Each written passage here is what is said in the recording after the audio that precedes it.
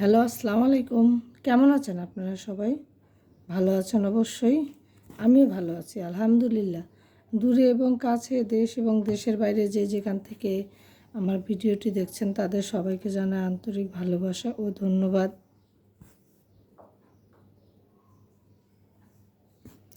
এই ড্রেসটিতে আমি আর কি ফুলের ভিতরে আবার একটু রেনু দিচ্ছি।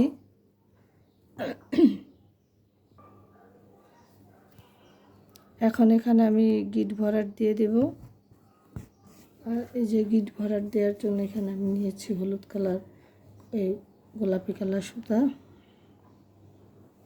আর এখানে আমি বেশি না 2টা করে প্যাচ দিয়ে দিব। এই যে দেখুন সুন্দর ছোট্ট সুন্দরভাবে গিট দেওয়া হচ্ছে। আর আপনারা চাইলে 3টা প্যাচ দিয়েও করতে পারেন। এই যে আমি দেখাচ্ছি, এই যে এইভাবে 3টা প্যাচ দিয়ে দিতে পারেন, কিন্তু আমি তো এখন 2টা প্যাচ দিয়ে করছি, তাই আমি 2টা প্যাচ দিয়ে দিলাম। আর এটা করার সময় সাবধানে একটু সুইটা আস্তে আস্তে নাড়বেন আর সুতাটা এইভাবে একটু ধরে রাখবেন, নাহলে যদি এটা বের না হয় এই যে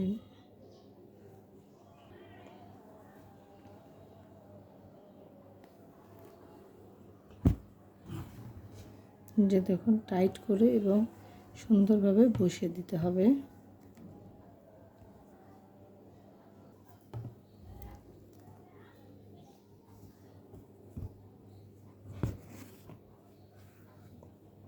এখানের জন্য আমি নিয়েছি ইট কালার সুতা,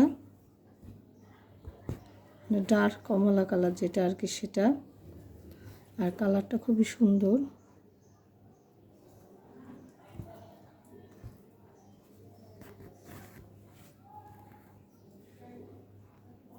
এখানে আমি যেভাবে 2টা প্যাচে দিয়ে নিলাম।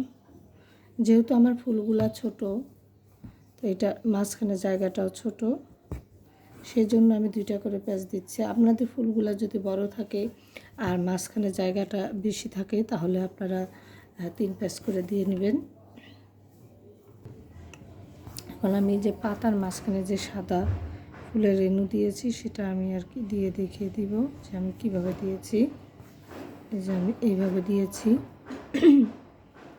আসলে কোনো সেলাই আসলে কঠিন না, যদি সেলাই করা যায় তাহলে সবই সহজ। এই যে আমি এইভাবে রেণুগুলো দিয়ে নিয়েছি।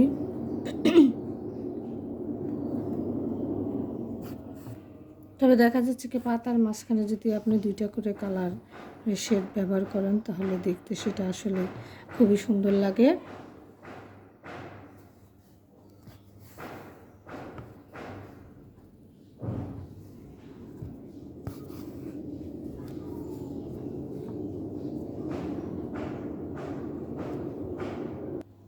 এই যে সুন্দর ডিজাইনটা হয়ে গিয়েছে, দেখুন করার পরে কতটা সুন্দর লাগছে। এখনও কমপ্লিট হয়নি, তো শীঘ্রই পরবর্তী ভিডিও নিয়ে চলে আসবো আপনাদের সামনে।